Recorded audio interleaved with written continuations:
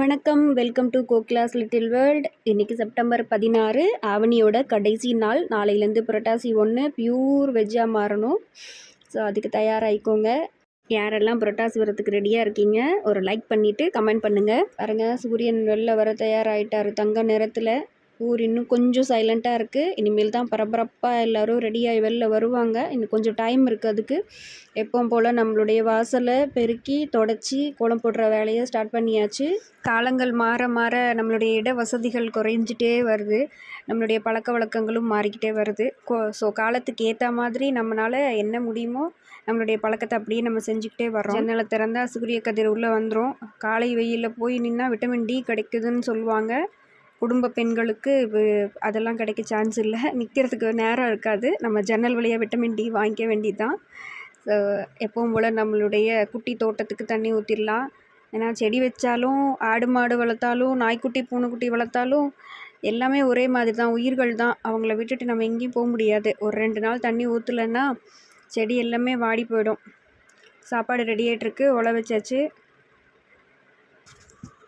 சாப்பாடு ரெடி ஆகட்டும், நம்ம அடுத்த வேலையை பார்ப்போம். எல்லா செடிக்கும் தண்ணி ஊற்றணும். சில பேர் சொல்கிறாங்க மணி பிளான்ட் வச்சா ஹஸ்பண்ட் அண்ட் ஒய்ஃபில் சண்டை வந்துடும் அப்படின்னு சொல்லிட்டு. அப்படிலாம் எதுவும் கிடையாது. எந்த செடியும் நெகட்டிவ் வைப்ரேஷனை தரவே தராது. எல்லாமே பாசிட்டிவ் வைப்ரேஷன் தான். அதுவும் ஒரு உயிர் தான். இது பார்த்திங்கன்னா கீழா நெல்லி இலையை திருப்பி பார்த்தோம் அப்படின்னா குட்டி குட்டியாக ஒரு காய் மாதிரி இருக்கும். நெல்லிக்காய் மாதிரி ரொம்ப குட்டியாக ஸ்மாலாக உங்களுக்கு தெரியுதா இந்த வீடியோவில்? பாருங்கள், இப்போ தெரியும். ஸோ இதை தான் இப்போவுமே மஞ்சக்காமாலைக்கு சாப்பிட்றாங்க, கீழா நெல்லியோட வேர்.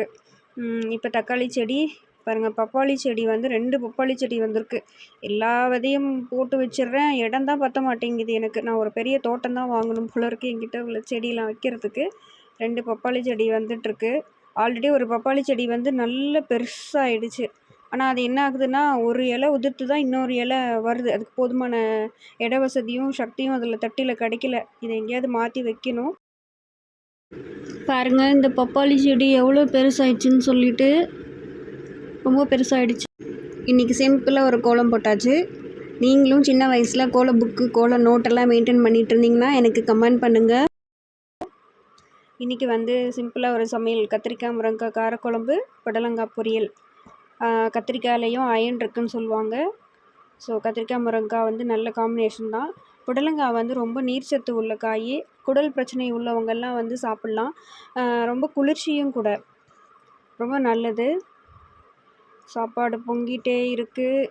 அடுத்து சூரிய வெயில் நம்மளை வாட்டி எடுக்கிற அளவுக்கு இன்றைக்கி ரெடி ஆகிட்டுருக்கிறாரு சூரியன். ஒரு பொருளுக்கும் ஒரு கதை இருக்கும். இது இந்த மிக்ஸி 10 வருடத்தை தாண்டி தன்னுடைய செயலை சிறப்பாக செஞ்சிட்ருக்கு. மிக்ஸி மேலே இருக்கிற இந்த கவர் நிட்டடில் பின்னது. எங்கள் ஆஃபீஸ் செக்யூரிட்டி மேடம் எனக்கு பின்னி கொடுத்தாங்க. அதனால் ஒரு தடவை அதை தொடும்போதும் அந்த மேடத்தோட ஞாபகம் எனக்கு வந்துகிட்டே இருக்கும். என் ஃப்ரெண்டு புடலங்காய் விதையிலேயே சட்னி அரைப்பா. உங்களுக்கு யாராவது ஃப்ரெண்ட் இருக்காங்களா வித்தியாசமாக சட்னி குழம்புலாம் செய்கிறவங்க? புடலங்காய் கட் பண்ணியாச்சு. அடுத்து புடலங்காய் பொரியல் செய்ய வேண்டியதான். சாப்பாடு வடித்தாச்சு. சாப்பாடு வடித்த கஞ்சியும் ரொம்ப பெனிஃபிட்டான ஒன்று தான். அதில் கொஞ்சம் திருப்பியும் சாதமும் கொஞ்சம் உப்பும் போட்டு நிறைய தண்ணி ஊற்றி குடிக்கலாம். முழங்கால் வலி இருக்கிறவங்க, முட்டி வலி இருக்கிறவங்க, இதை வயிறு பிரச்சனை இருக்கிறவங்கெல்லாம் வடித்த கஞ்சியை குடிக்கலாம். இன்றைக்கி பார்த்திவ் சாய்க்கு கடலை பருப்பி தான் ஸ்நாக்ஸு. கடலை பருப்பியில் நாட்டு சர்க்கரை ஆர் வெல்லம் போட்டு செஞ்சுருக்கிறதுனால அதில் கண்டிப்பாக அயன் இருக்கும். Protein plus iron. காலையில் டிஃபன் அக்கா ரெடி பண்ணி கொடுத்துட்டா. டிஃபன் பூரி தான். தம்பி உடையான் படைக்கஞ்சான் மாதிரி அக்கா தங்கச்சி இருக்கிறவங்க எதுக்குமே அஞ்ச வேண்டியதில்லை. ஸோ எனக்கு மார்னிங் டிஃபன் செய்ய வேண்டிய வேலை இப்போ மிச்சமாயிடுச்சு.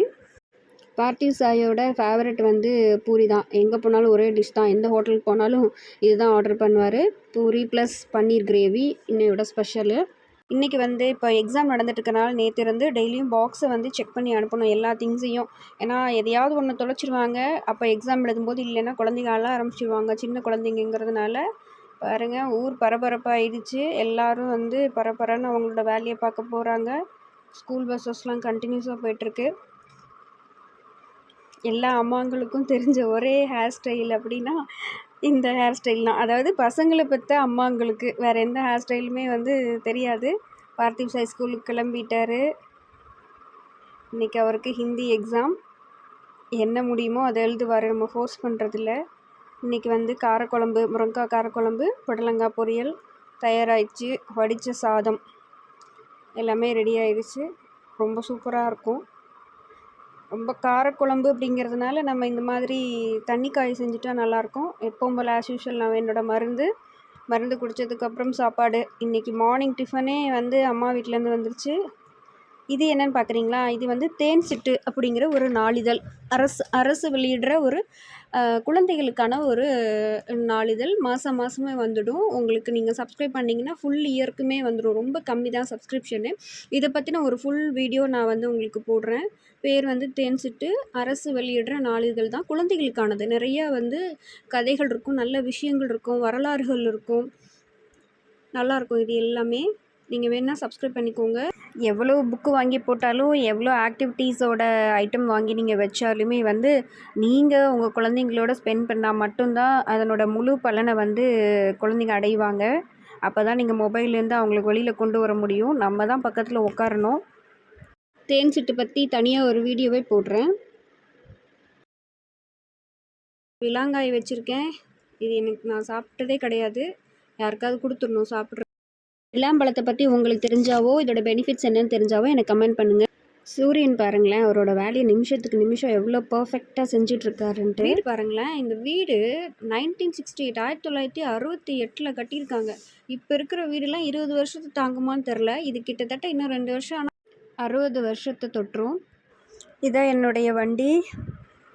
எல்லோரும் சொல்லுவாங்க, எதுக்கு இவ்வளோ பெரிய வண்டி வச்சுருக்க அப்படின்னு.